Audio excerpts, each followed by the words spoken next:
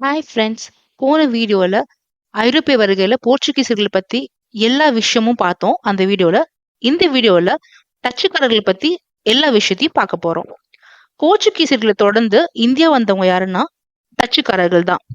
இவங்க கரெக்டா 1602ல நெதர்லாந்து கிழக்கிந்திய கம்பெனி அப்படிங்கிற ஒன்ன ஸ்டார்ட் பண்றாங்க. எப்ப 1602ல வந்து ஸ்டார்ட் பண்றாங்க. அதுக்கப்புறம் அவங்க ஃபர்ஸ்ட் ட்ரேடிங் சென்டர் எங்க வைக்கிறாங்கன்னா மசூலிப்பட்டினம் அப்படிங்கிற இடத்துல தான் வைக்கிறாங்க. எந்த இயர்னு பாத்தீங்கன்னா 1605ல.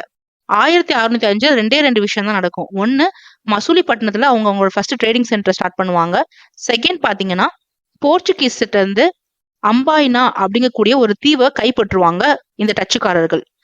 அதுக்கு இன்னொரு பேர் என்ன, இந்தோனேஷியா தீவு அப்படின்னு சொல்லிட்டு. அந்த இந்தோனேஷியா தீவுல கூடிய அம்பாயினா அப்படிங்கிற பகுதியை வந்து கைப்பற்றுவாங்க இவங்க. அதுல ஒரு முக்கியமான சம்பவம் நடக்கும். அது என்னன்னு பாத்தீங்கன்னா அதான் அம்பாயினா படுகொலை அப்படிங்கிறது. அது நடந்த வருஷம் பாத்தீங்கன்னா 1623. என்ன நடக்கும்னு பாத்தீங்கன்னா, டச்சுக்காரர்களுக்கு அப்போதைக்கு யார் போட்டியா இருப்பான்னு சொல்லிட்டு பார்த்தோம்னா போர்ச்சுகீசியர்கள், அப்புறம் வந்து ஜப்பானீஸ், அப்புறமேட்டு வந்துட்டு ஆங்கில கம்பெனி ஊழியர்கள், இவங்கன்னு சொல்லிட்டு இவங்க 3 பேர் ரொம்ப வந்துட்டு போட்டியா இருப்பாங்க. ஸோ இவங்களெல்லாம் வந்து பழி வாங்கணும்னு சொல்லிட்டு போர்ச்சுகீஸ், ஜப்பானியர், ஆங்கிலேய கம்பெனி ஊழியர்னு சொல்லிட்டு உள்பட 20 பேரை வந்துட்டு டச்சு கம்பெனிக்காரங்க அம்பாயனா தீவுல ரொம்ப சித்திரவதை பண்ணி கொலை பண்ணிடுவாங்க. அதுக்கு பேர் தான் அம்பாயனா படுகொலை அப்படிங்கக்கூடிய ஒரு நிகழ்வு. அடுத்து பார்த்தோம்னா அவங்க பண்ண முக்கியமான விஷயம் என்னன்னா, ஆரம்பத்துல டச்சுக்காரர்களோட தலைநகரமா பழவேற்காடு இருக்கும். அவங்களோட ஃபர்ஸ்ட் ட்ரேடிங் சென்டர் மசூலிப்பட்டினம். அவங்களோட ஃபர்ஸ்ட் கேபிட்டல் சிட்டி எதுனா பழவேற்காடு, புலிகேட் சொல்லக்கூடிய பழவேற்காடு. அதை என்ன பண்ணுவாங்கன்னா 1690ல நாகப்பட்டினத்துக்கு மாத்திடுவாங்க. இதெல்லாம் வந்துட்டு டச்சுக்காரர்கள் பண்ண முக்கியமான விஷயம்.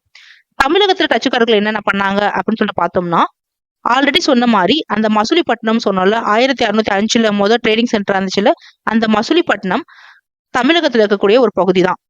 அடுத்து பார்த்தோம்னா அவங்க அந்த பழவேற்காடு ஃபர்ஸ்ட் அவங்க தலைநகரமா அந்த பழவேற்காட்டுல ஒரு கோட்டையை கட்டுவாங்க. எந்த வருஷம்னா 1613ல. அந்த கோட்டை பேரு கெல்ரியா கோட்டை அப்படிங்கிறது அந்த கோட்டை பேரு. அந்த கோட்டை கட்டின அந்த பழவேற்காடு அப்படிங்கிற இடம் எங்க இருக்குன்னா சென்னைக்கு பக்கத்துல இருக்கும் அந்த பழவேற்காடு.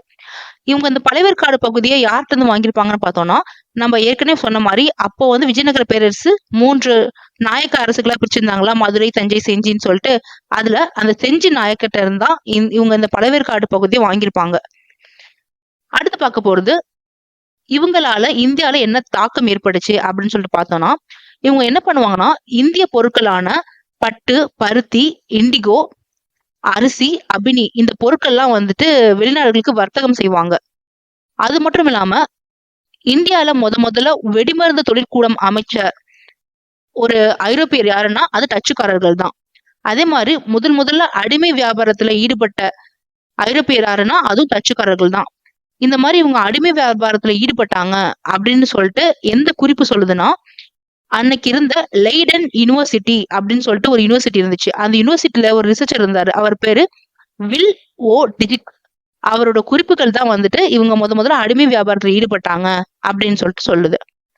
நன்றி.